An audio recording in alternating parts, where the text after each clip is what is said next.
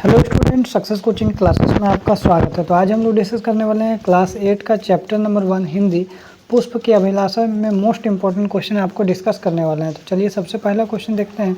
जो पुष्प की अभिलाषा शीर्षक कविता के कवि कौन है? तो याद रखिए इसका राइट आंसर क्या हो जाएगा, माखनलाल चतुर्वेदी जो है पुष्प की अभिलाषा का जो कविता के कवि है।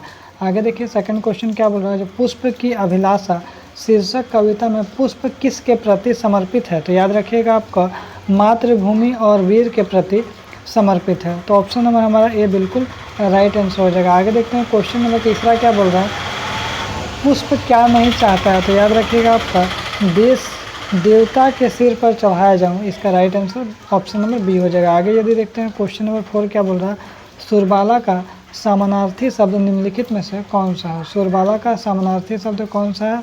तो याद रखिए इसका राइट आंसर हो जाएगा हमारा ऑप्शन नंबर सी, देवकन्या हो जाएगा। आगे देखते हैं क्वेश्चन नंबर 5 क्या बोल रहा है, ये पुष्प की अभिलाषा किस प्रकार की रचना है? तो याद रखिएगा आपका देश प्रेम रचना। आगे यदि हम लोग देखते हैं क्वेश्चन नंबर 6 क्या बोल रहा है, पुष्प की अभिलाषा कविता में पुष्प की क्या इच्छा है? तो याद रखिए इसका राइट आंसर हो जाएगा हमारा ऑप्शन नंबर ए, मातृभूमि के वीर सपूतों के पथ पर बिछना। आगे देखते हैं क्वेश्चन नंबर 7 क्या बोल रहा है, देव कन्या के गहनों में कौन गूंथना नहीं चाहता है? तो याद रखिएगा पुष्प गूंथना नहीं चाहता। ऑप्शन नंबर हमारा क्या हो जाएगा, डी बिल्कुल राइट आंसर हो जाएगा। आगे यदि हम लोग देखते हैं क्वेश्चन नंबर 8 क्या बोल रहा है, प्रेमिका को कौन ललचाना नहीं चाहता है? तो याद रखिए इसका राइट आंसर हो जाएगा हमारा ऑप्शन नंबर बी, पुष्प हो जाएगा। आगे देखते हैं क्वेश्चन नंबर 9 क्या बोल रहा है, जब मातृभूमि पर शीश चढ़ाने का क्या अर्थ है? तो याद रखिएगा देश के प्रति कुर्बान होना, ऑप्शन नंबर बी बिल्कुल राइट आंसर हो जाएगा। आगे देखते हैं क्वेश्चन नंबर 10 क्या बोल रहा है, भाषा मंजरी पाठ्य पुस्तक में माखनलाल चतुर्वेदी द्वारा रचित पाठ का नाम क्या है? तो याद रखिए इसका कौन सा नाम है, तो पुष्प की अभिलाषा। आगे यदि हम लोग देखते हैं क्वेश्चन नंबर 11 देखिए, वनमाली का क्या अर्थ होता है? तो याद रखिएगा जो हमारा वनमाली है उसका अर्थ क्या होता है, वन का माली हो जाएगा। आगे यदि हम लोग देखते हैं क्वेश्चन नंबर 12 क्या बोल रहा है, चाह नहीं सुरबाला के गहनों में गूंथ जाऊं, यह पंक्ति किस कविता से लिया गया है? तो याद रखिएगा पुष्प की अभिलाषा से लिया गया। आगे यदि हम लोग देखते हैं क्वेश्चन नंबर 13 क्या बोल रहा है, जो पुष्प की अभिलाषा हिंदी साहित्य की कौन सी विद्या है? तो याद रखिएगा इसका राइट आंसर हो जाएगा हमारा ऑप्शन नंबर ए, कविता हो जाएगा। आगे देखें निम्नलिखित में से कौन सा पुष्प का पर्यायवाची शब्द? तो याद रखिएगा पुष्प का पर्यायवाची शब्द हमारा क्या हो जाएगा, ऑप्शन नंबर बी, सुमन हो जाएगा।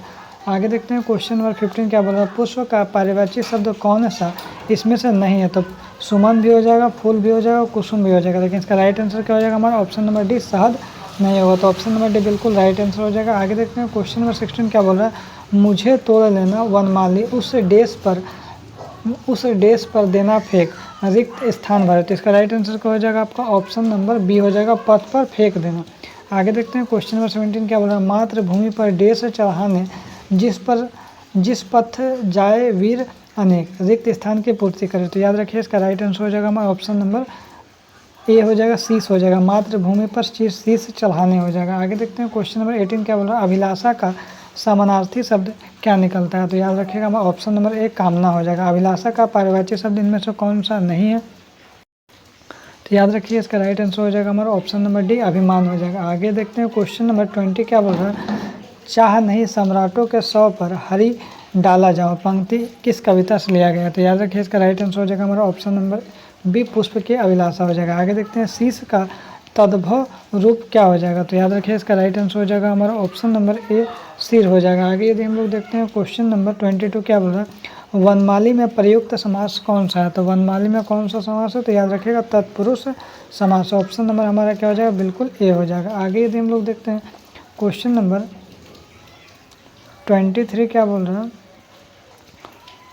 वनमाली का